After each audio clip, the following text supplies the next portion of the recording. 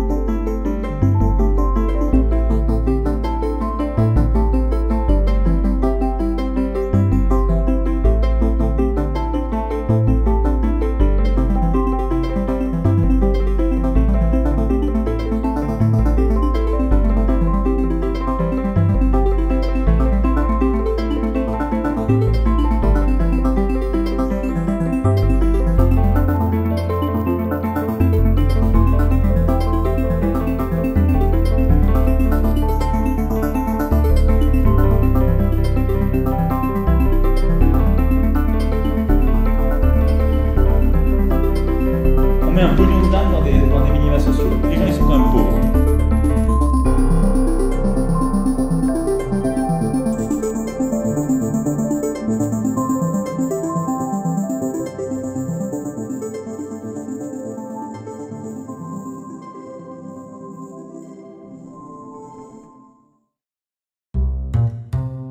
Vous n'allez pas me faire peur avec votre t-shirt.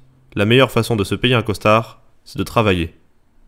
En 2005, lorsque Warren Buffett, le milliardaire américain, qui possède des tas de choses, j'ai appris récemment qu'il était le propriétaire d'une société qui est propriétaire, il est propriétaire d'une société qui est propriétaire de 500 jets privés aux États-Unis.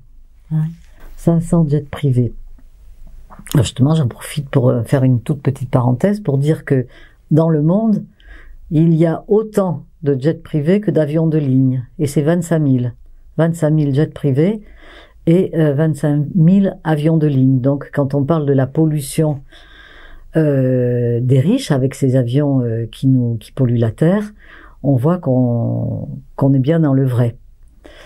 C'est vrai que la déclaration de Warren Buffett en 2005 sur CNN, ça a été un déclic. Il a dit, effectivement, aujourd'hui on est dans une guerre de classe, et c'est nous les riches qui la menons, et c'est nous qui sommes en train de la gagner. Non seulement la société est traversée par de fortes inégalités de revenus et de pouvoir d'achat, mais ces disparités se creusent. Emmanuel Macron s'est fait élire sur une promesse de justice.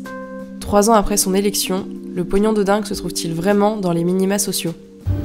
D'une certaine manière, ces écarts de niveau de vie et dans les capacités à consommer, c'est un petit peu une double peine.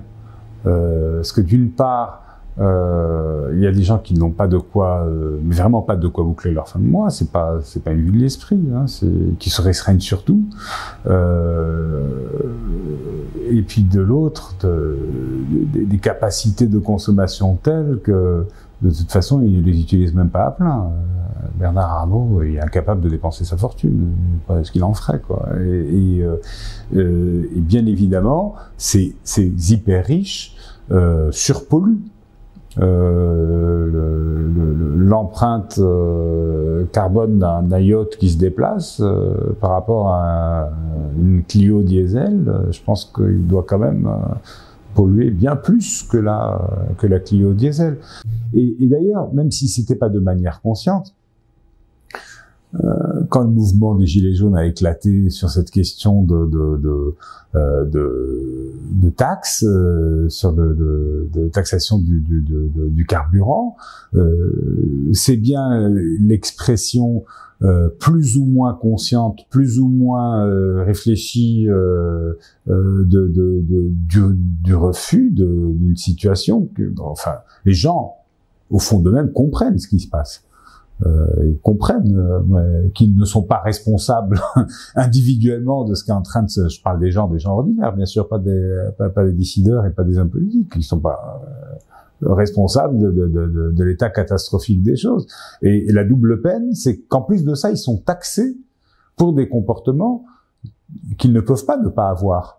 Quand on est dans une zone désertée par les services publics, désertée par les transports en commun et qu'il faut se rendre tous les jours à son travail, on n'a pas trop le choix. Il faut y aller. Et on y va avec les moyens du bord. Et c'est pas la dernière Prius hybride qui coûte une fortune. C'est la vieille bagnole qu'on a et on va espérer qu'elle va durer le plus longtemps possible.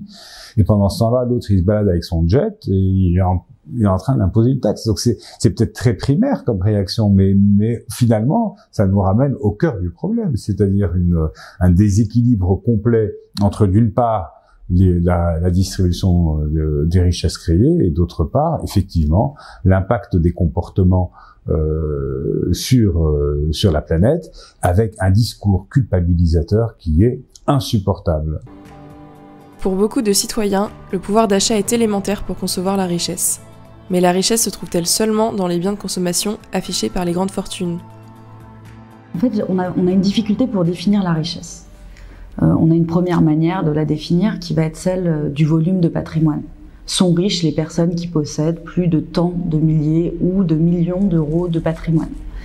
Ça, c'est une première vision. Ça veut dire que la richesse, c'est d'abord une métrique. Et on voit que la difficulté, c'est tout de suite de se dire, il nous faut un seuil. Ça, c'est assez vertigineux pour un chercheur, parce que ce sera toujours un mauvais seuil. Mais par contre, derrière, ça ouvre la voie à des travaux passionnants, que sont par exemple ceux de Thomas Piketty, sur ce qui se passe au moment de l'héritage, des successions, etc. Donc ça, c'est une première définition. La deuxième définition, qui a plus été travaillée par les sociologues, c'était de se dire, la richesse, c'est un style de vie. C'est le fait de rouler en Porsche, c'est le fait de prendre ses vacances à Megève, d'appartenir à tel cercle, etc., etc. Donc là, on se dit, bien entendu, c'est la richesse très visible, contrairement à la métrique qu'on voit moins.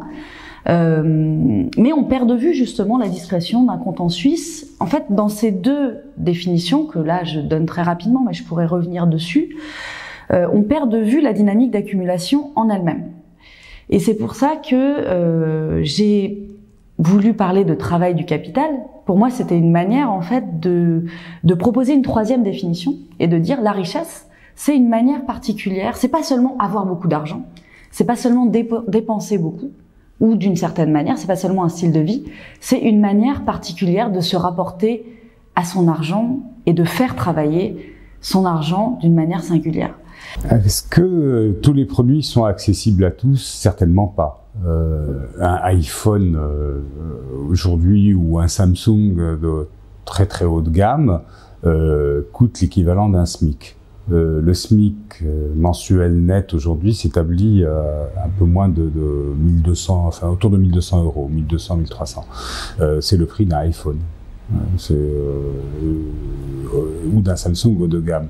Donc bien évidemment, avec 1200 euros par mois, vous n'avez pas une marge de manœuvre dans le choix qui est très importante. Et donc la proportion de dépenses contraintes par rapport aux revenus est bien plus importante que pour quelqu'un qui en gagne 5 000 tous les mois, qui lui effectivement va pouvoir consacrer une partie importante de son budget mensuel à des choix d'impulsion, d'envie.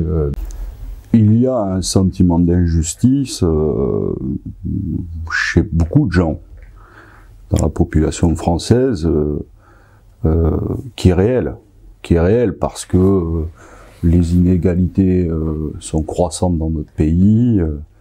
Par exemple, l'an dernier, on observe que 500 000 personnes de plus sont passées sous le seuil de pauvreté.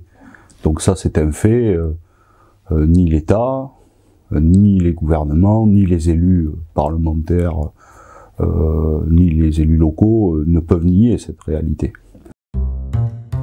On met un pognon de dingue dans les minima sociaux, les gens ils sont quand même pauvres. Le non-recours au droit, c'est quelque chose qui est assez renseigné, et il y a des très beaux travaux de sociologie sur la question, c'est de dire que même quand ces minima existent, on a encore énormément de personnes qui n'y ont pas recours et qui ne se saisissent pas de quelque chose qui pourtant leur reviendrait. On pourrait opposer, même si ça paraît très schématique et caricatural, les discours parallèles de ces professionnels du conseil patrimonial qui ont appris une chose qui est qu'il faut aller, comme me le dit, pour reprendre les mots d'un conseiller, au bout de la limite du droit. Donc qui eux ont en fait des ressources. Il ne s'agit pas de dire ils sont méchants. Dire ils ont des ressources et des personnes qui quotidiennement travaillent à faire valoir le mieux possible leurs droits, quitte à se situer dans des zones grises du droit, encore une fois. La démagogie sur l'inefficacité des services publics, ça c'est la perversité de Macron. L'inefficacité des aides sociales. C'est que, effectivement, le système qui était construit sur une intervention massive de l'État comportant une certaine dose de correction des excès du capitalisme, ce système-là ne fonctionne plus. Ça veut donc dire, et ça il y a une conclusion politique qu'on peut en tirer, c'est que aujourd'hui, espérer résoudre des problèmes des gens simplement en faisant payer un peu plus d'impôts aux riches pour donner un peu plus aux pauvres, même beaucoup plus aux riches pour donner un peu plus aux pauvres, parce qu'il y a tellement plus de pauvres que de riches, de toute façon ça ne peut pas faire beaucoup d'argent, sans toucher au fonctionnement du système lui-même, c'est se tromper, éventuellement c'est tromper le public. Quand on compare la hausse des dividendes et la hausse des salaires depuis 30 ans, mais c'est édifiant. C'est édifiant. C'est-à-dire que les dividendes ont littéralement siphonné la question de la masse salariale. Voilà, il y a eu un braquage. Les actionnaires ont braqué les salariés. Ce n'est finalement pas tant le revenu que le patrimoine qui permet la constitution des grandes fortunes. Kylian Mbappé, l'un des salariés les mieux payés de France, est rémunéré 17,5 millions d'euros par an, soit 1000 fois le SMIC.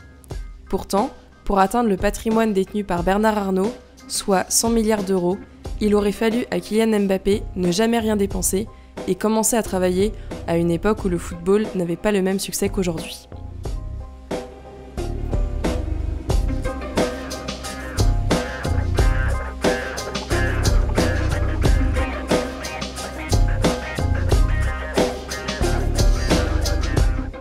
Quand vous avez des petites payes, ce qui est le cas aujourd'hui, mais lorsque vous avez accès à des services publics, que ça soit police, justice, infirmiers, l'éducation, l'école, mais aussi le bureau de poste, mais aussi la CAF, mais aussi la caisse des impôts, enfin bref, dans une ville, c'est important, c'est extrêmement important. Lorsque vous êtes obligé de commencer à faire 40 ou 50 km en voiture pour avoir accès, par exemple, à un hôpital, ou que vous devez faire 150 km pour vous faire rendre justice, ça éloigne les citoyens et les citoyennes de leur service public, et donc c'est une dégradation de nos vies quotidiennes. Quand on vous dit la cave de Blanc-Ménil est fermée, mais c'est pas grave, vous irez à Bobigny. Bah oui, mais il y a des gens qui n'ont pas de voiture, qui n'ont pas de quoi se payer un billet de bus pour se rendre à Bobigny. Et puis lorsque vous commencez à être un peu âgé, prendre le bus de Blanc-Ménil, se rendre à Bobigny, ça devient le parcours du combattant. Surtout que bon, les transports publics, c'est pas quand même là aussi au niveau que ça devrait être. Ceux qui dirigent de grosses fermes ne mettent pas un pied sur un tracteur ou pas un pied dans les stabulations ou pas un pied dans les champs et donc deviennent des gestionnaires et donc de fait se rangent dans le camp des capitalistes et de la bourgeoisie. 20% des agriculteurs possèdent 80% des terres. Donc quand on a dit ça, on a déjà montré beaucoup du déséquilibre actuel. Le milieu agricole, c'est pas un tout en soi. Dedans, il y a différentes structures et des gens qui appartiennent à deux classes différentes. Mais cet écart type, il se produit aussi en haut de l'échelle. C'est-à-dire que quand vous prenez les 2% les plus riches, entre un propriétaire parisien qui a vu son appartement se valoriser et Bernard Arnault, il y a aussi tout un monde. Jamais les richesses n'ont été concentrées entre si peu de mains. Et d'année en année, cette surconcentration, parce qu'on parle des 1%, mais dans les 1% les plus riches, il faut aller chercher des 1% parmi les 1%, qui sont d'une richesse absolument inouïe. Donc, appauvrissement du plus grand nombre, enrichissement du plus petit nombre, et destruction à grande vitesse de ce qui nous permet de vivre. Et donc, si on n'arrive pas à le renverser, on va au-delà de certaines catastrophes qui ne sont plus très éloignées aujourd'hui. Donc, ce n'est pas simple. Les très riches ont des patrimoines qui sont composés, si je prends les 100 plus riches de l'ISF, qui sont composés à 97% de valeur mobilière. Et vous voyez, les 3% qui restent suffisent à Bernard Arnault à avoir des châteaux, yachts, jets privés, hôtels particuliers, toutes sortes de richesses qui font pâlir d'envie ceux qui sont dans des pauvres HLM excentrés. Mais c'est parce qu'ils sont tellement riches que tout cet argent ne peut pas être converti dans le domaine de l'économie réelle et qu'il est destiné à la spéculation financière, et c'est comme ça que les riches deviennent toujours de plus en plus riches.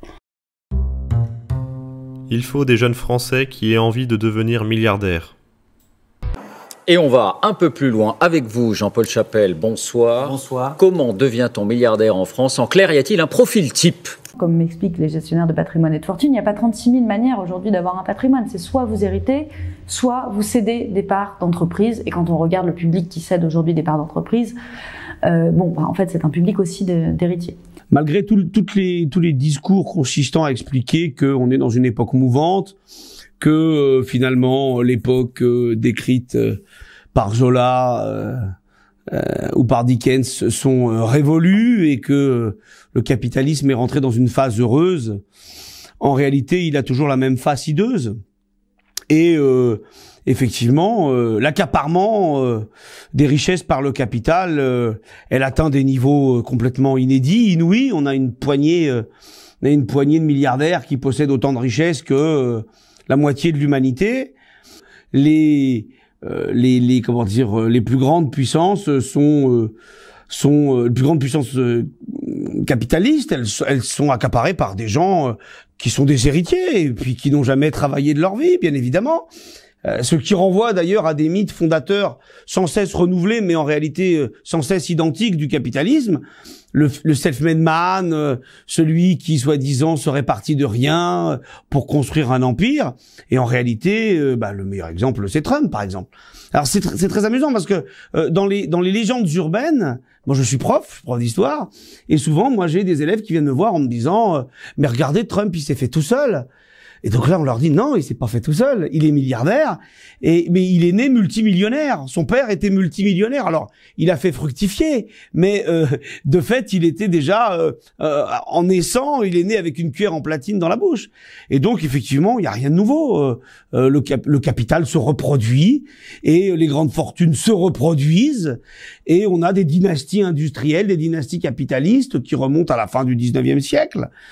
L'idée que les inégalités de naissance et elles ne font que se renforcer durant la vie et que le capitalisme en réalité a coupé tous les ponts de la promotion sociale, cette idée elle s'enracine à nouveau profondément. Et c'est heureux parce que dès lors que l'on démonte les mythes fondateurs du capitalisme, on est beaucoup plus à même de pouvoir le combattre. Tout est fait, tout doit être fait pour que la dynastie familiale se reproduise de génération en génération le plus longtemps possible. C'est eux qui maîtrisent la production de la valeur. Donc ils tiennent la société en otage. On va arriver là avec nos inspecteurs des impôts et nos lois sur les impôts. Mais ça les fait rigoler. Ça va marcher pendant 5-10 ans. Et puis après, il y a de l'optimisation fiscale, il y a des moyens mais infinis de tourner les obligations fiscales. Tant que les capitalistes tiennent les sociétés en otage, parce que c'est eux qui décident de la production, on peut faire tout ce qu'on veut pour les avoir au porte-monnaie, c'est du blabla. Donc l'enjeu de cette insolence, c'est de nous dire, mais enfin, comment est-ce qu'on a pu en arriver là ? Ah ben parce que le patrimoine des dominants est spécifiquement composé de plusieurs formes de richesse. C'est-à-dire que très souvent, quand on parle des dominants, on parle des riches. Et si on n'est pas plus précis que ça, dans la tête de ceux qui reçoivent ce type de discours, ils imaginent des lingots d'or, des tas de billets de banque, de l'argent, de la richesse économique. Alors que la notion de patrimoine est beaucoup plus intéressante et elle correspond beaucoup mieux à la force de frappe des dominants, alors à ce qui est réellement leur richesse et leur pouvoir, et parce que à la richesse économique qui est évidemment la condition nécessaire pour rentrer dans le club du Gotha, il faut ajouter, il y a d'autres formes de richesse qui doivent s'imbriquer d'ailleurs avec la richesse économique pour former un espèce de capital patrimonial, on peut dire, hein, une forme de capital spécifique à la classe dominante qu'on peut appeler le capital patrimonial. Le fait d'avoir une maison classée monument historique, ça symbolise en quelque sorte la richesse économique, la richesse culturelle, hein, ça a bien, et la richesse sociale, puisque ce sont des générations d'une dynastie familiale qui se sont inscrites dans ce bien immobilier, qui est un bien comme tous les châteaux qui se respectent, qui est là pour recevoir non seulement la famille élargie, mais pour recevoir des amis, pour créer de la sociabilité mondaine dans des conditions toujours très agréables. La richesse culturelle, c'est aussi le monde des grandes écoles, c'est le monde des premières d'opéra, des vernissages, c'est le monde de l'art contemporain, le monde de l'art tout simplement, le monde des propriétaires de sociétés de vente aux enchères, Pinault, Arnaud et d'autres, Marc Ladreit de la Charrière. Alors ça, c'est la richesse culturelle, et donc la façon dont je vous présente les choses, vous comprenez que ça tout s'imbrique. Hein, ça et la dernière forme de richesse, c'est la richesse symbolique, et c'est celle qui va venir symboliser cette imbrication de la richesse économique, de la richesse sociale et de la richesse culturelle. Une gare, c'est un lieu où l'on croise les gens qui réussissent et les gens qui ne sont rien. C'est-à-dire qu'ils n'ont qu'une seule patrie, c'est leur société. Ils disent la société quand ils parlent d'eux, quand ils parlent de leur classe, la société.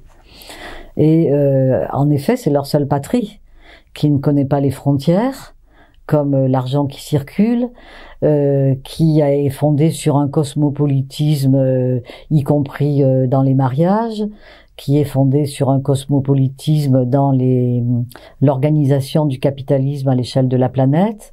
Dans l'Ancien Régime, les familles, dans les familles nobiliaires, on plaçait un enfant dans l'armée, un enfant dans l'église et un autre à la gestion du domaine foncier. On se répartissait les rôles. La bourgeoisie aujourd'hui, elle fait pareil. Elle envoie elle envoie ses rejetons soit au sein du pouvoir économique, soit au sein du pouvoir politique, soit au sein du pouvoir médiatique. Et dès lors, il y a une complémentarité entre les trois sphères. Et vous avez d'un côté le pouvoir économique qui donne les directions, voilà, qui explique quelles sont les mesures à prendre absolument pour pour servir concrètement les intérêts du capital. Il y a le pouvoir médiatique qui travaille l'opinion, comme le tanneur travaille le cuir, pour finalement, pour reprendre ce que disait Chomsky, fabriquer du consentement, hein.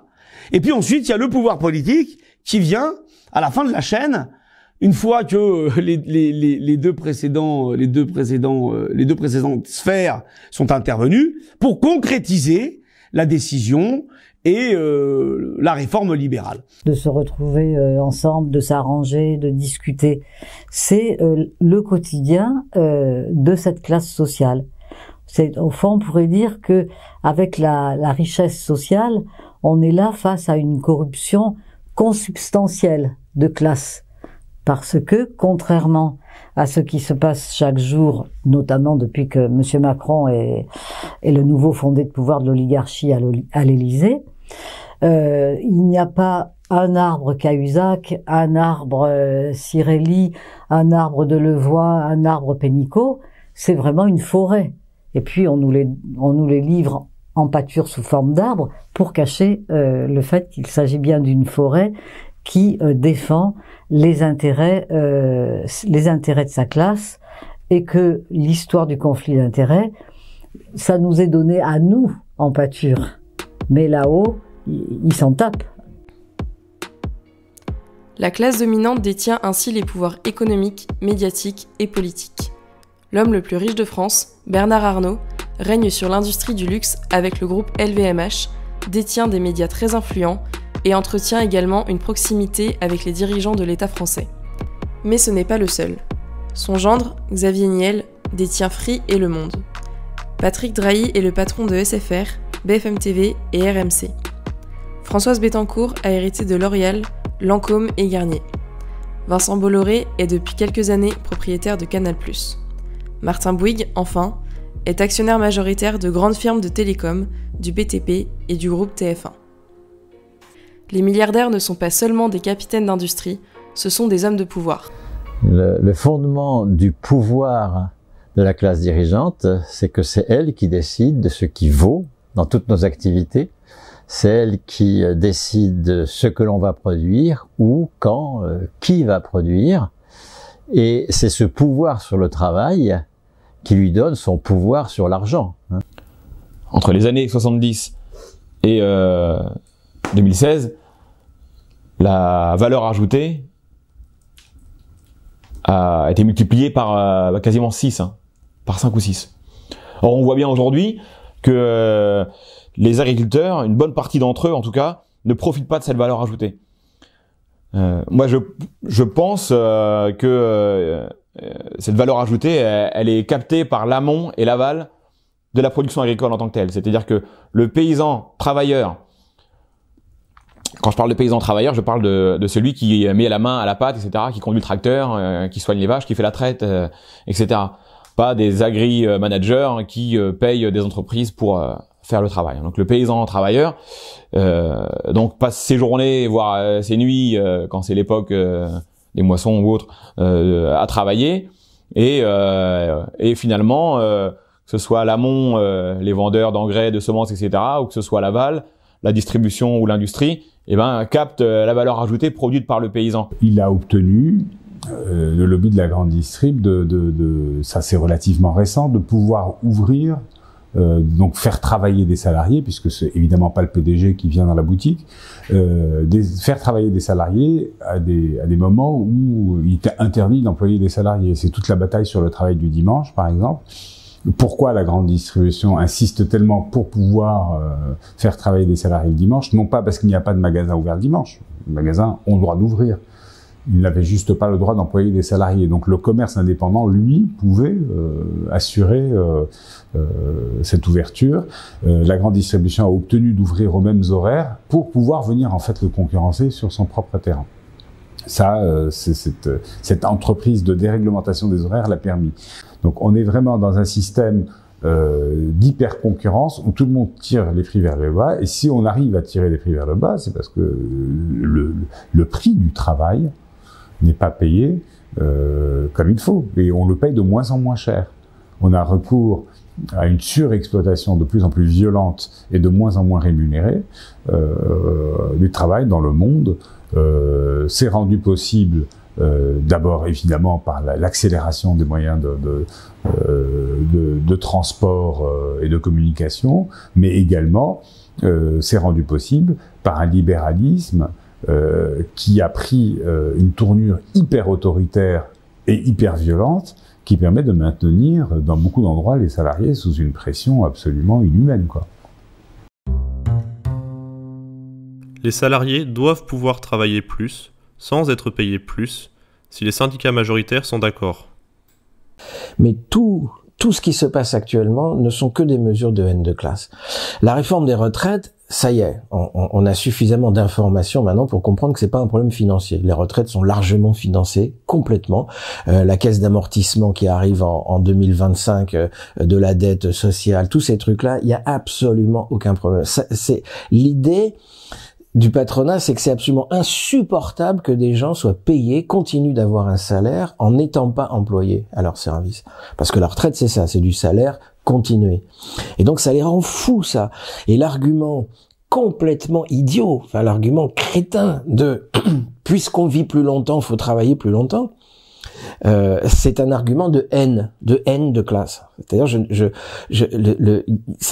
l'argument intelligent, c'est de dire, puisqu'on vit plus longtemps, c'est cool, on va pouvoir en profiter, enfin, on va pouvoir s'éclater, on va faire des choses intéressantes. Non, il faut pas que tu t'éclates, puisque tu vis plus longtemps, tu vas bosser pour nous plus longtemps, on va te maintenir dans le truc.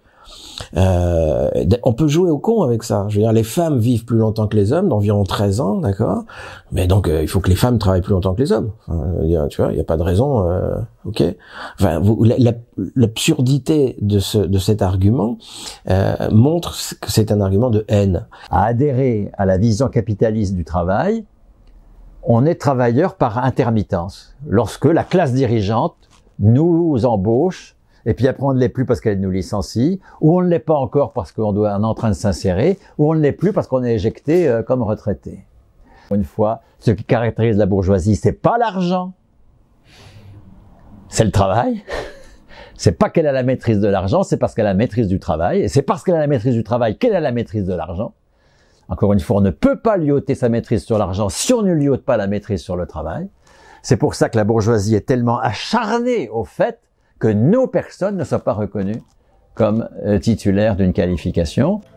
Le travail, et donc la production des richesses, sont organisés de façon à répondre aux intérêts d'une classe. La bourgeoisie capitaliste provoque les mutations économiques pour exploiter davantage la main-d'œuvre, les ressources naturelles et les progrès techniques. Ces nouvelles technologies ont été introduites de telle façon qu'elles ont visé à supprimer des emplois, à remplacer des emplois stables par des emplois précaires, donc à dépenser plus pour le capital et moins pour le travail, par exemple, et donc changer l'organisation du travail, changer les rapports de force dans l'entreprise. Si les emplois sont plus précaires, la capacité des salariés à demander des augmentations de salaire sera plus faible. Si le chômage de masse se déploie, de la même façon, cette armée de réserve du capital pèse sur les salaires, et c'est comme ça qu'on obtient une baisse du coût du travail, comme ils disent, qui permet d'augmenter le coût du capital. Ils pourront faire fonctionner le système capitaliste en exploitant des matières premières, en exploitant des nouvelles technologies, en exploitant l'intelligence artificielle. Et ce sont les pauvres qui vont pas pouvoir se protéger contre le dérèglement climatique.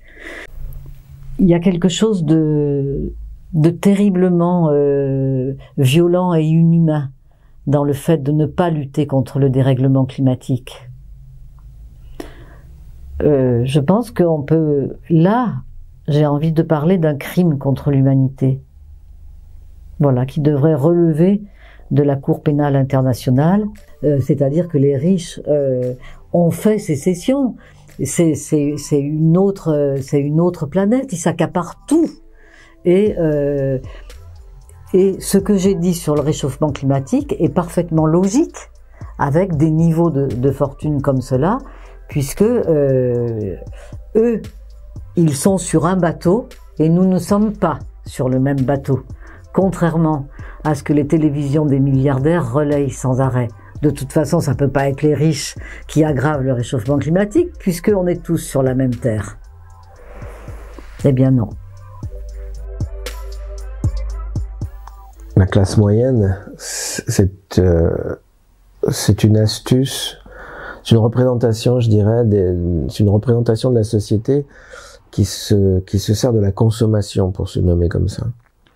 C'est-à-dire, je suis classe moyenne si j'arrive à avoir une voiture neuve, une maison qui va pas trop mal et un écran plat.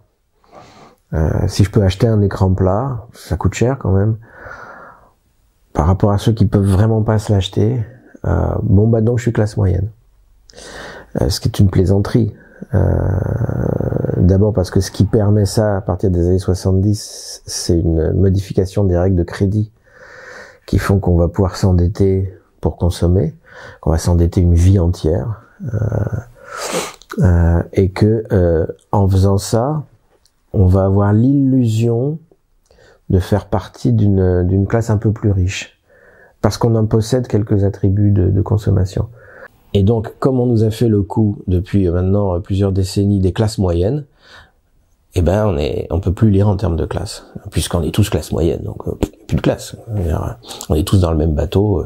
T'es classe moyenne, je suis classe moyenne, la caissière à Auchan elle est classe moyenne, le petit patron il est classe moyenne, tout le monde est classe moyenne, quoi. En détruisant les citoyens pour les transformer en consommateurs. Et à partir de ce moment-là, ils ont gagné la guerre. Puisqu'un consommateur, qu'est-ce qu'il demande? Il ne demande qu'à consommer. Toujours plus. Un consommateur ne se rebelle pas. Je dis aux jeunes, ne cherchez plus un patron, cherchez des clients. Quand par exemple, on ne cesse de nous faire la promotion du télétravail, en essayant de le parer de toutes les vertus, c'est bien évidemment en ayant derrière l'individualisation comme objectif. Quel est le point commun entre, effectivement, le télétravail, l'ubérisation, le statut d'auto-entrepreneur? C'est l'individualisation. Vous savez, le camp d'en face, il pense, il réfléchit. Ils sont tout ce que vous voulez, mais ce ne sont certainement pas des imbéciles. Et ils le pensent en fonction de ces intérêts-là. Et ensuite, ils maquillent autour. Ils maquillent. Ils font du service après-vente. Ils vous disent que c'est vachement bien, c'est de la flexibilité, c'est justement, finalement, c'est l'épanouissement individuel, c'est le refus de la contrainte. Qui aujourd'hui, parce que là maintenant il y a un peu d'eau qui a coulé sous les ponts, quel est, très sincèrement, qui peut m'amener aujourd'hui un chauffeur de VTC qui me dit, ça y est, j'ai monté ma propre boîte? Plus personne. Ça y est, l'illusion est tombée. Les pouvoirs de la bourgeoisie sont maintenus par une idéologie dominante.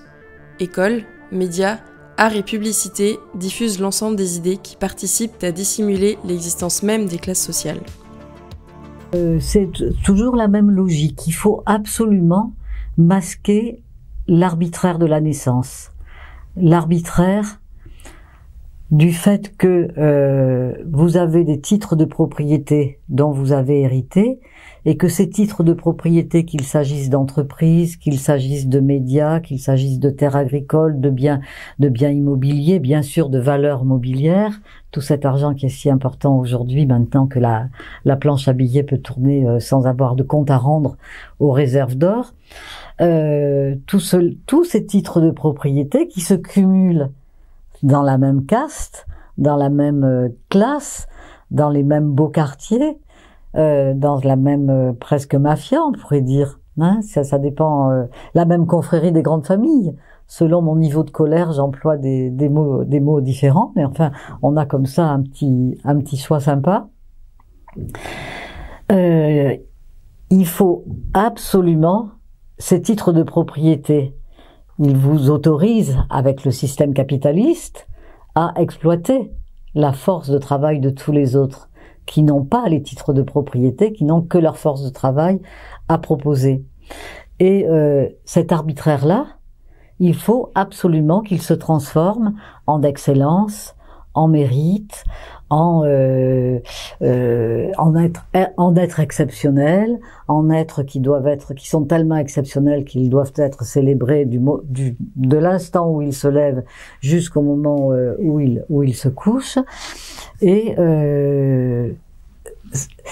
tout doit être fait, et tout est fait pour masquer l'arbitraire des rapports de domination. Le système de la bourgeoisie capitaliste est plus malin parce qu'il ouvre sans cesse des fausses fenêtres, laissant croire que sur la base du mérite, vous pouvez vous sortir de la plèbe. Et ça, il y a plein de choses qui sont faites pour cela. Finalement, tout le système de la télé-réalité, de cette idée que, en tant qu'individu, vous n'êtes pas comme les autres et vous avez des potentialités incroyables. Vous pouvez vous révéler, just do it. Voilà, t'as qu'à le faire parce que toi t'es capable.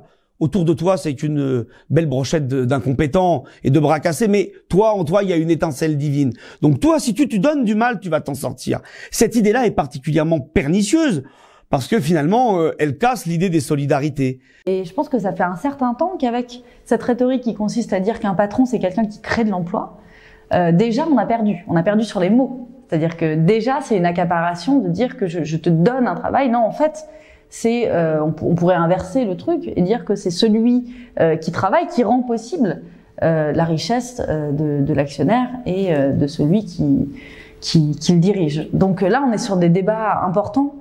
Et donc tout ça produit cette disjonction. Quel intérêt ça sert au final? Vous voyez que c'est hyper puissant, en fait, de dire derrière, on pourrait faire un discours de bah voilà, aujourd'hui c'est la loterie. Si vous y mettez un peu d'effort, peut-être que vous allez faire fortune. Ça, c'est le mythe américain. 20h ce soir, la Dolce Vita maltaise de Nicolas Sarkozy s'achève comme elle avait commencé, en Falcon, le jet privé mis à sa disposition par Vincent Bolloré. Et ce n'est pas le seul cadeau de son ami milliardaire. L'industriel lui a également offert 3 jours de croisière sur son yacht, le Paloma. Un palace flottant de 60 mètres de long qui se loue jusqu'à 200 000 € la semaine. Au détour d'un footing, le futur président s'est accordé une pause pour une longue mise au point devant les journalistes. J'ai pas l'intention de me cacher. J'ai pas l'intention de mentir. J'ai pas l'intention de m'excuser. Je connais Vincent Bolloré depuis 20 ans. Ça fait 20 ans qu'il m'invite et 20 ans que je refuse.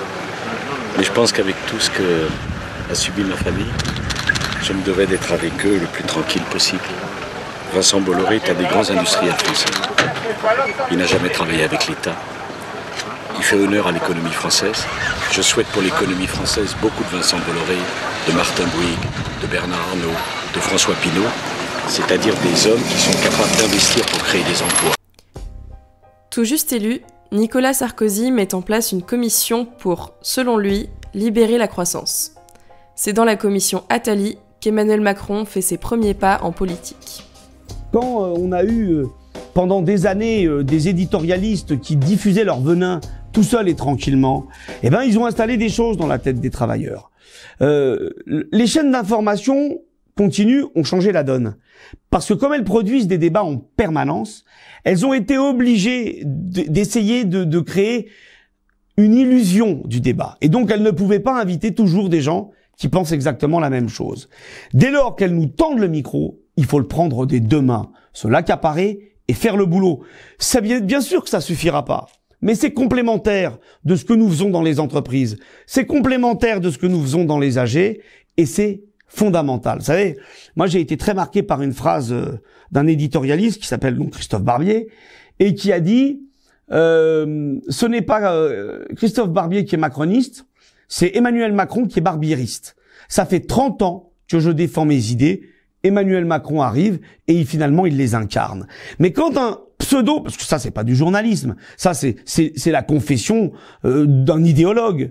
Quand on voit à quel point ces gens ont investi la bataille idéologique, moi je me souviens que dans notre famille idéologique, il y a eu Antonio Gramsci, et que Gramsci a fait de la bataille idéologique un enjeu majeur.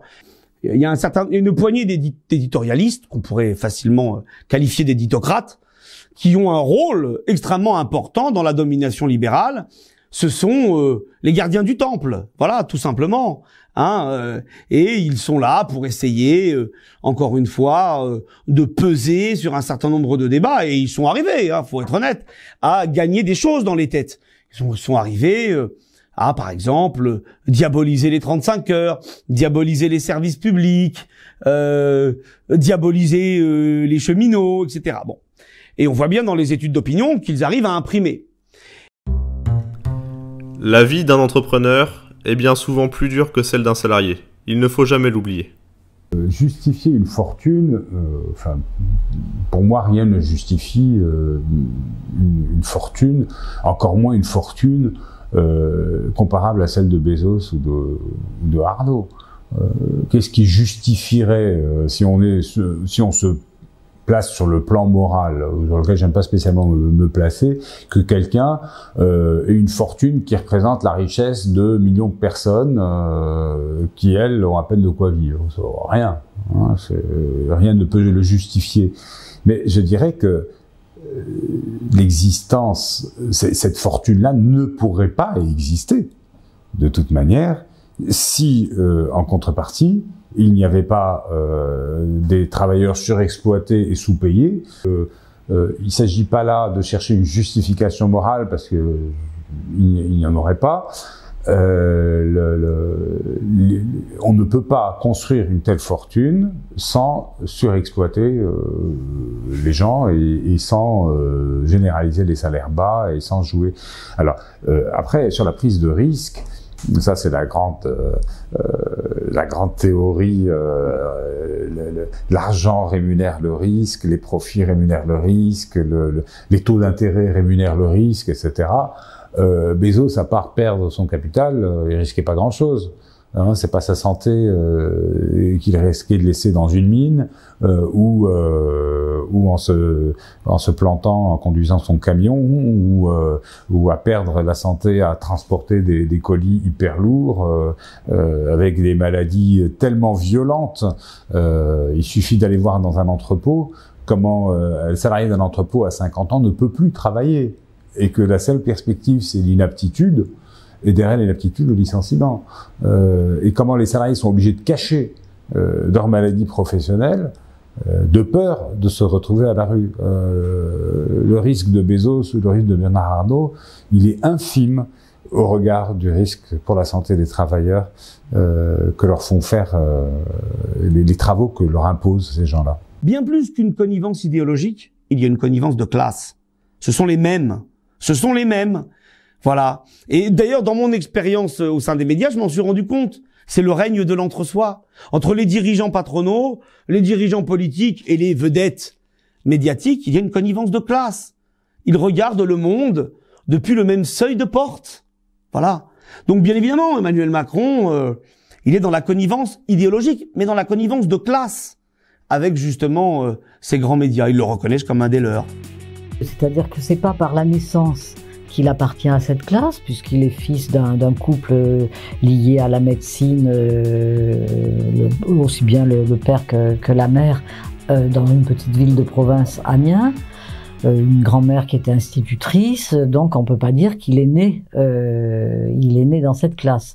Il n'en demeure pas moins qu'il a fait les bonnes études à la Providence chez les Jésuites, et que ce jeune homme a toujours été très soucieux de soigner et de réaliser une ambition en instrumentalisant tout ce qui pouvait être instrumentalisé.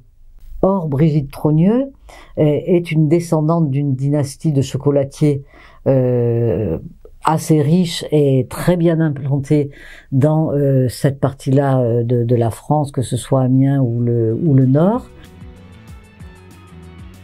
Avant d'être élu, Macron est passé de la haute fonction publique au monde de la finance. Chez Rothschild et compagnie, il permettait aux très riches d'être toujours plus riches, un service qui s'apparente à un fil rouge dans sa trajectoire. Être élu est un cursus d'un ancien temps.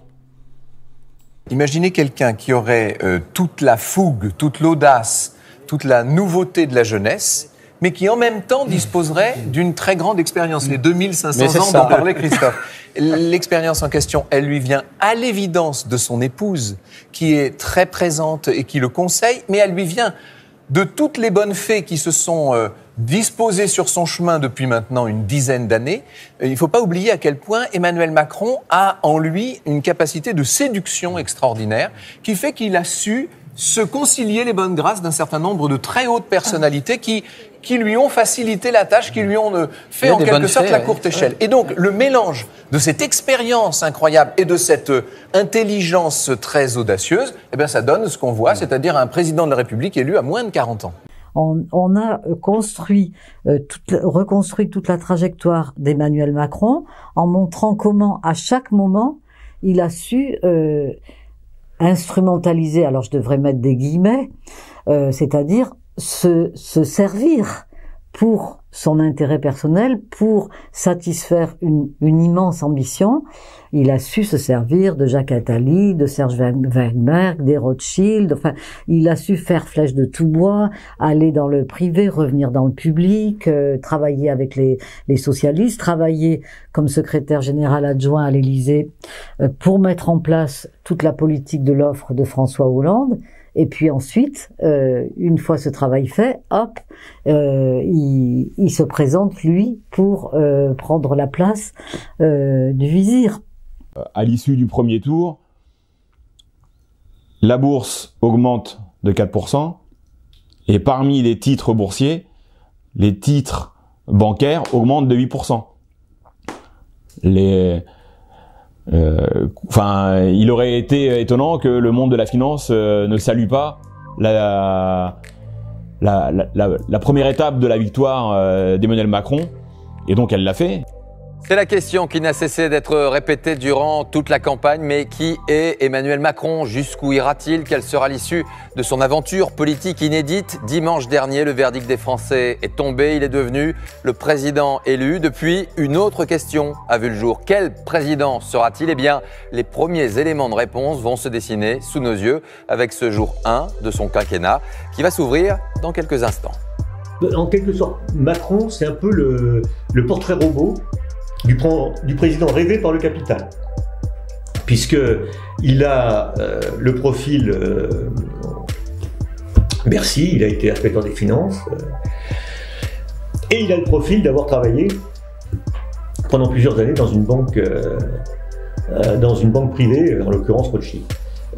D'ailleurs, c'est fascinant parce que il y a eu dans les années 2008 un rapport Attali commandé par Sarkozy, et Emmanuel Macron, alors jeune brillant inspecteur des finances, était le rapporteur adjoint de la commission Attali. Et puis un jour, il a été repéré, il a été embauché chez Rothschild. Donc il pouvait plus être rapporteur adjoint de la commission Attali. Donc il a été nommé membre de la commission Attali au titre de Rothschild. Donc c'est vraiment le portrait robot du dirigeant dont le capital rêve. Macron est un cynique, profondément cynique, qui est là avec une mission qui lui a été tracée par avance par ses commanditaires. Il est vraiment en service commandé, je pense. Il va aller jusqu'au bout de son service commandé. Il est pétri d'un mépris incommensurable pour la terre entière. Il prend vraiment les gens pas riches pour des cons, quoi. Et il faut appeler un chat un chat. Et il le pense vraiment. On lui a tout de suite collé le sparadrap président des riches. Hein, ça s'est fait automatiquement. C'est très clair que le modèle du tout argent est terminé. Alors, est-ce que tu peux dire, je dois choisir l'un contre l'autre? Tu dois produire, si tu veux produire des richesses pour ensuite pouvoir les répartir et faire fonctionner une société. Donc, il y aura toujours de l'argent dans une société. Mais l'argent, il ne faut ni le détester, ni l'adorer. Je pense que c'est sa servilité que le patronat est allé chercher. Et ils ont trouvé un type assez idéal.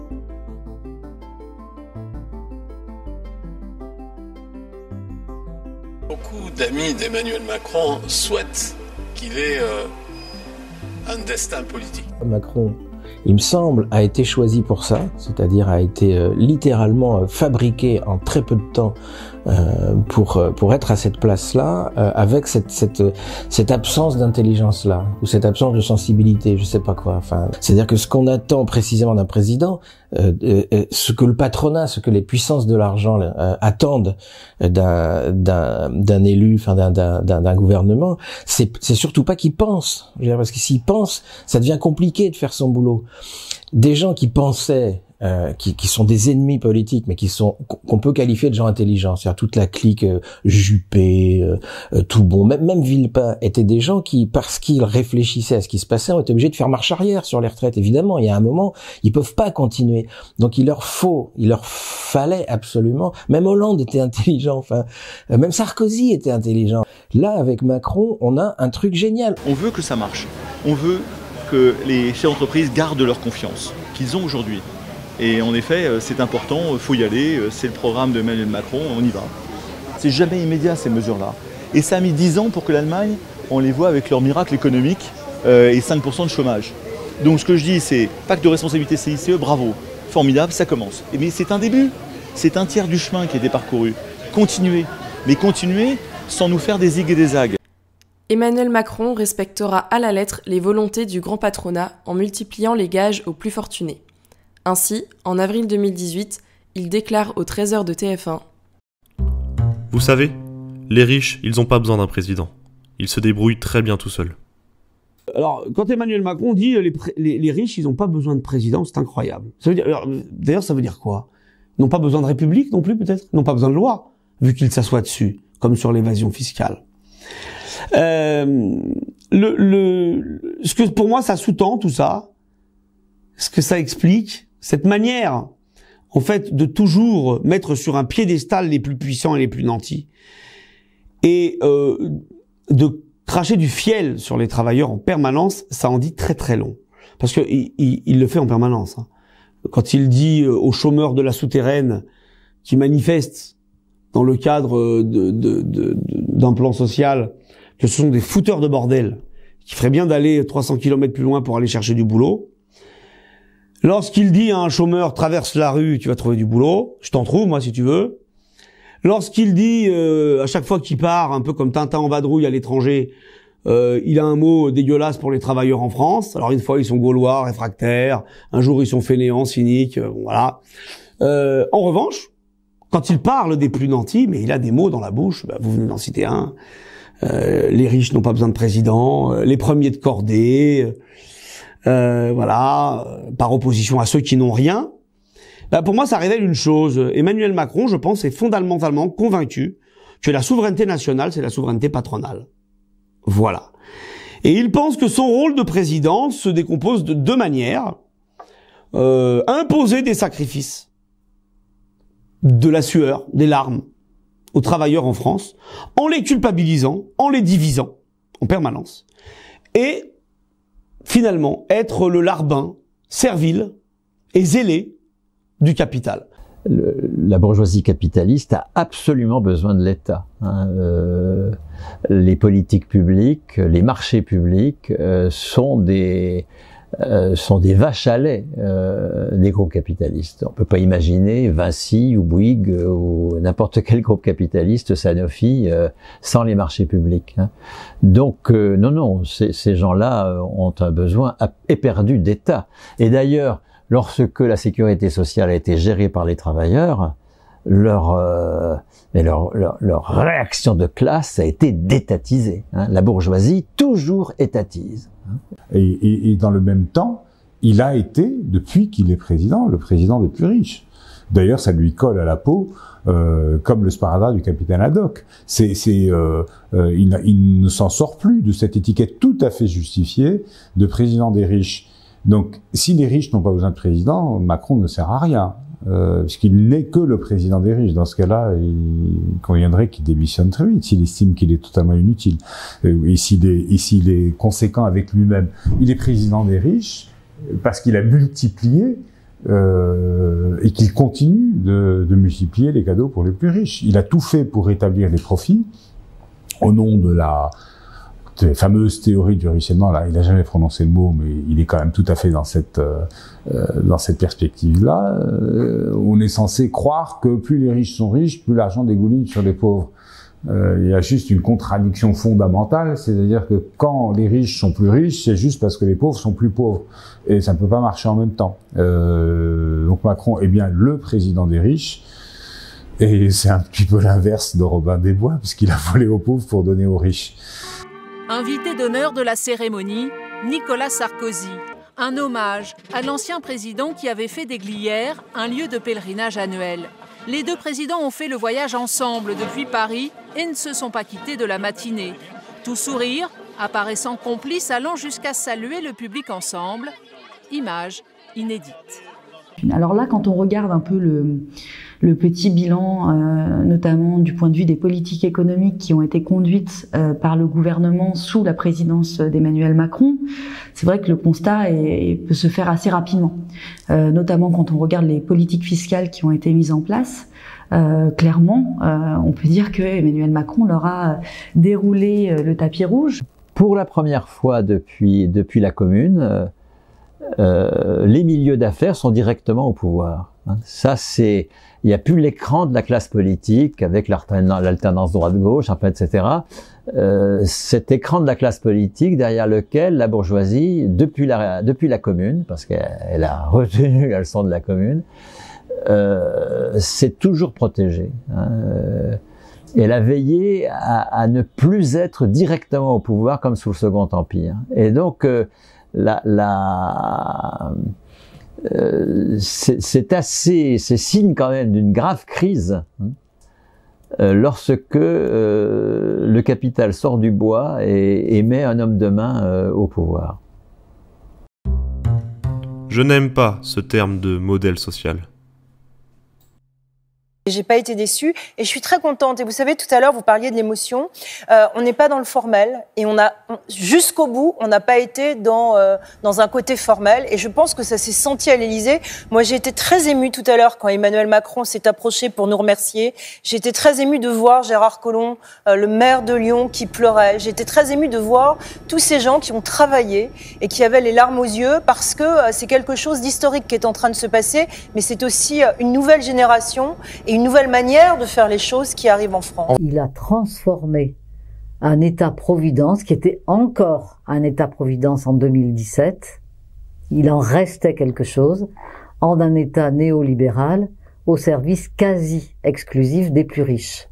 On remplace un système où on s'assurait collectivement contre des risques inégalement répartis à un système où, du coup, l'État-providence va être réduit, en fait, à un rôle où il va pouvoir dire « nous aidons les personnes les plus pauvres ». Ce qui est très très différent de dire que, collectivement, on s'assure contre la précarité qui peut toucher plus ou moins certains et certaines d'entre nous. Les réformes menées à grande vitesse depuis 2017 démantèlent les droits des travailleurs pour permettre à la classe capitaliste de maximiser ses profits. Les efforts pèsent sur les épaules de celles et ceux qui produisent les richesses, tandis que les fortunés, pour beaucoup soutiens du candidat Macron, jouissent d'un formidable retour sur investissement. En réalité, ce qui se passe, pour bien comprendre ce qui se passe, il faut aller voir du côté de la Suède. Parce que, n'en déplaise à la propagande actuelle du gouvernement, Emmanuel Macron candidat et Emmanuel Macron fraîchement élu président avaient clairement exprimé qu'il s'inspirait du modèle suédois. Et qu'est-ce qui s'est passé là-bas? De l'aveu même du Premier ministre suédois, Göran Persson, ouvrez les guillemets, le système de retraite suédois est le meilleur du monde. À un défaut près, il produit des pensions trop basses. 98% des pensions suédoises ont drastiquement baissé, autour de 30%, dès lors qu'on a mis à la fin des années 90 la réforme par points. Ça s'est particulièrement accéléré avec la crise économique de 2009. Les gens n'en peuvent plus. Les réformes qui sont faites par ce gouvernement sont comment dire, insupportables. Je prends un dernier exemple. Quand vous coupez 5 € d'APL aux gens qui en ont besoin, bon, vous allez me dire, il y a une députée En Marche qui a dit oui, mais 5 € c'est pas grave. Bah oui, quand vous touchez une paye de parlementaire, c'est pas très grave. C'est vrai. Mais quand vous êtes au RSA, ou juste au-dessus. 5 €, parfois, bah, c'est le goûter pour une semaine pour les enfants. C'est 2 paquets de Pépito. Je dis ça comme ça, mais si vous les avez pas, bah, vos enfants sont privés de goûter à la sortie de l'école. Bon, quand les autres, ils ont un gâteau. Donc ça, c'est insupportable. Et à côté de ça, dans le même budget, vous supprimez l'ISF, qui rend 1,7 million en moyenne, parce que tout le monde n'était pas, aux plus riches, qui eux ont continué à accumuler, et contrairement à ce qu'on a dit, n'ont pas réinvesti dans l'économie réelle, mais on continue à les accumuler, bah ça, c'est insupportable. Je ne céderai rien, ni aux fainéants, ni aux cyniques, ni aux extrêmes. C'est très important de comprendre qu'aujourd'hui, l'État français est au service des plus riches, et que les plus riches doivent dire merci Macron. Moi je pense, et ce débat là-dessus, moi m'éclaire beaucoup, qu'on peut faire plus vite, plus fort, plus loin. Je sens qu'il y en a qui sont désespérés là. Est-ce qu'il y a des choses qu'on n'a pas dites ? Pendant longtemps, peut-être qu'on a laissé trop dire que le service public était un boulet, et maintenant on met en évidence l'efficacité du service public et tous les travers, par exemple, de la délégation de service public. Moi, j'ai un exemple que j'aime bien.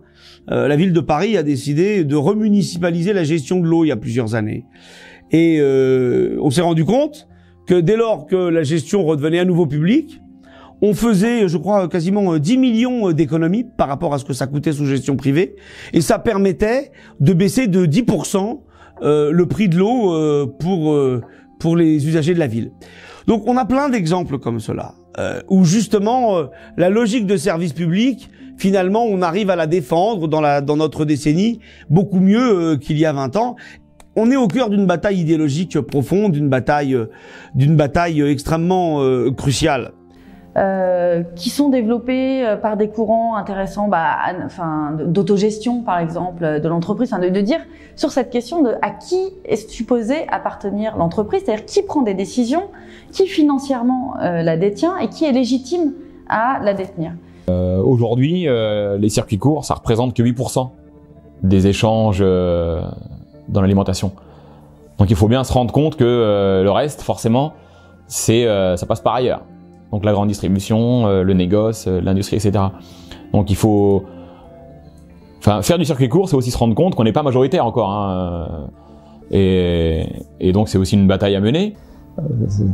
Un projet de prendre le pouvoir sur l'argent sans prendre le pouvoir sur le travail est un projet aberrant. Hein. Au cœur du pouvoir sur l'argent, il y a le pouvoir sur le travail. Cette arrogance, je dirais, cohérente à l'étalage de richesse de l'aristocratie lorsqu'elle était sur son déclin en tant que classe dirigeante, cette arrogance de l'argent vient de ce que nous ne menons pas avec suffisamment de détermination la bagarre pour la maîtrise du travail. Tant que ce n'est pas nous qui déciderons de ce que l'on produit, de ce qui a valeur dans nos activités, de ce qui est productif, tant que nous ne déciderons pas des lieux et des contenus du travail, nous serons dans l'impuissance vis-à-vis de cette montée d'une richesse insolente. Et donc, la clé de la sortie de cette affaire, c'est la maîtrise du travail. Donc à chaque fois, on voit bien qu'on engrange du carburant. Enfin, ce que vous faites, ce que je fais, ce qu'on fait, c'est d'engranger, c'est d'accumuler du carburant. Je pense que sur YouTube, sur cette façon qu'ont les gens de se politiser, on a une génération qui est en train de s'instruire du capitalisme. La question n'est pas de savoir si ça va réussir à déboucher sur une subversion, une insurrection. Ça va le faire. On ne sait pas quand et on ne sait pas comment. Mais c'est ça qu'on fabrique. Donc, en face, il y a un patronat qui est effectivement interchangeable, qui a les pouvoirs, qui a l'armée, qui a la police, qui a les banques, qui a un pouvoir considérable. Mais il y a des éléments qu'il ne maîtrise pas. La crise écologique, il la maîtrise pas. Cette crise écologique-là, elle nous emmène dans le mur, c'est sûr. Le capitalisme est un système qui ne peut pas se réformer, c'est impossible. Il est structurellement, comment je dirais, le capitalisme est un système de fuite en avant. On ne peut pas le réformer, on ne peut que l'abattre. Il y a des ferments de contestation qui ne peuvent pas rester à la marge ou considérés comme accessoires ou secondaires à une revendication essentielle, noble, qui serait la revendication sociale, et autour des revendications accessoires. Par exemple, la question féministe est au cœur des mobilisations dans plein de parties du monde. La question, et elle est très déstabilisatrice pour le système. La question écologique est un ferment de mobilisation extrêmement important, très déstabilisateur, même si tous les jeunes qui manifestent aujourd'hui dans la rue n'ont pas conscience qu'il n'y a pas d'écologie libérale possible. Certainement que beaucoup d'entre eux n'en ont pas conscience. Mais à un moment donné, cette contradiction-là va apparaître à leurs yeux. Et leur action est subversive de fait. Et c'est en ne négligeant aucun moyen et aucun canal de contestation et aucun canal de subversion qu'on arrivera sans doute, parce que sinon on va à la catastrophe, à subvertir ce système, qui est un système qui n'a que des perversions.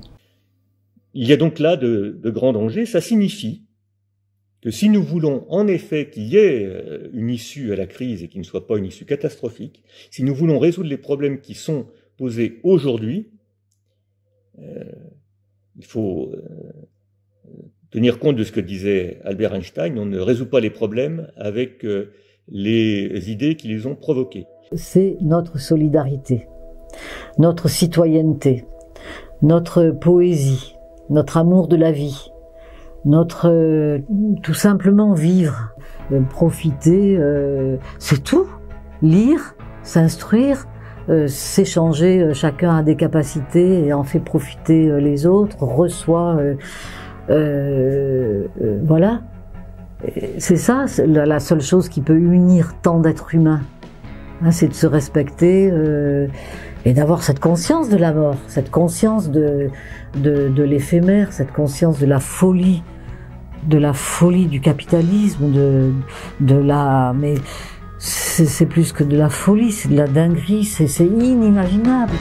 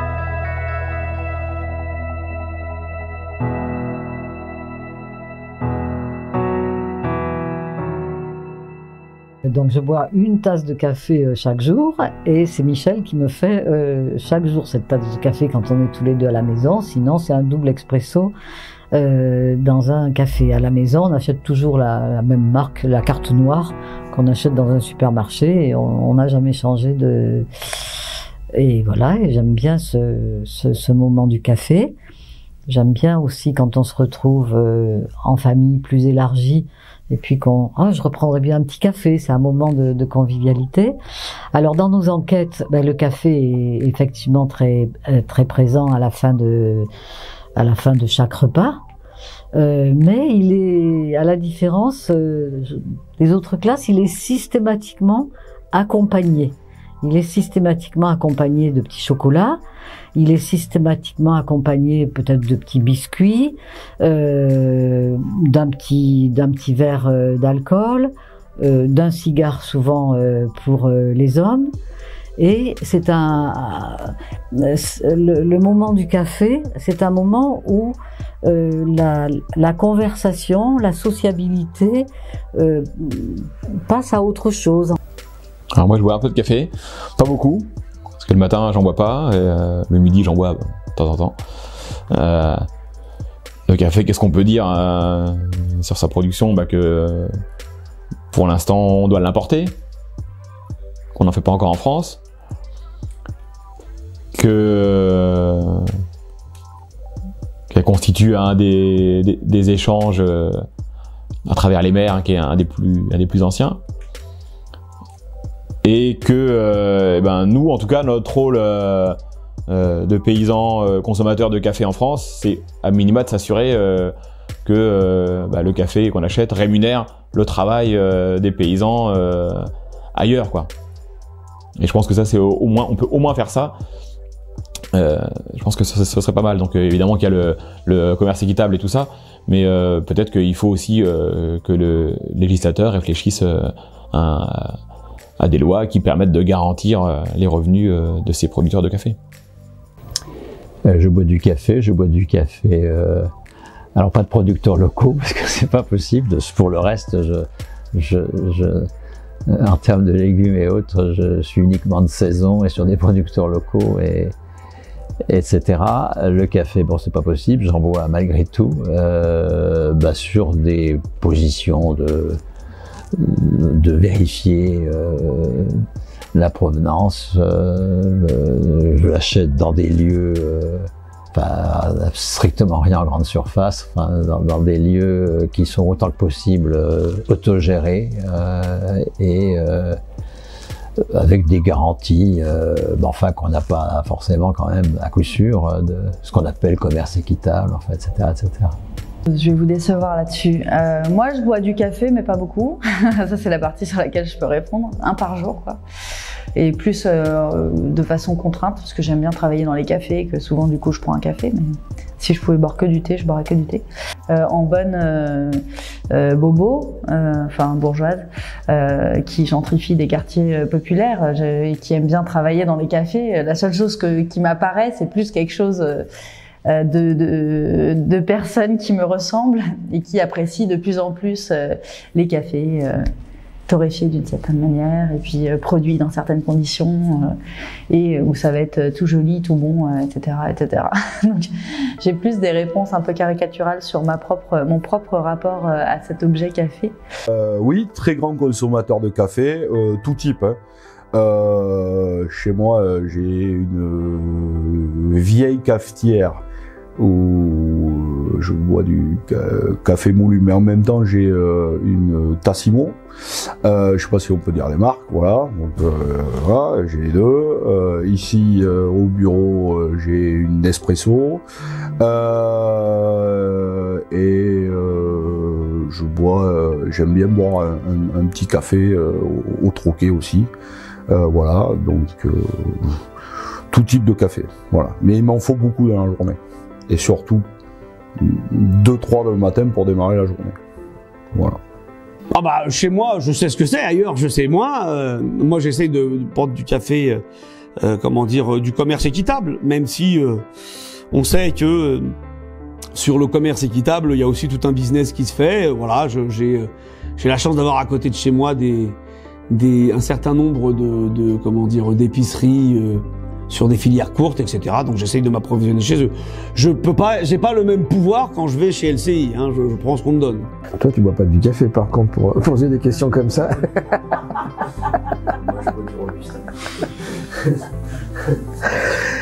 Est-ce que je bois du café? Oui. Est-ce que j'aime ça? Non. En fait, je trouve ça dégueulasse, le café. Je trouve ça monstrueusement dégueulasse. J'ai horreur de ce truc-là. C'est comme si je buvais du pneu brûlé, quoi, quand je bois du café. Mais j'en bois des litres par jour. Donc, je pense que c'est comme de fumer. C'est une espèce de rituel social à la con, où on boit un truc atrocement amer, et si on veut le rendre moins amer, en mettant plein de sucre et plein de lait dedans, on va se détraquer le foie et on va grossir. D'accord? Donc en plus, si on est de gauche, faut pas mettre de sucre, tu vois. Je veux dire, le café de gauche, c'est du café dégueulasse sans sucre. Tu vois, moi, si ça tenait qu'à moi, je boirais du chocolat avec des litres de miel à l'intérieur. Tu vois, mais j'ose pas parce que je suis de gauche, donc c'est pas bien. Non. Bon, donc on va être tout de suite d'accord. Pour la bouffe, je suis de droite. D'accord, c'est clair. J'aime pas le quinoa. J'aime le gras et la crème fraîche. D'accord. Donc ça, c'est fait. J'aime tout ce qui donne le cancer.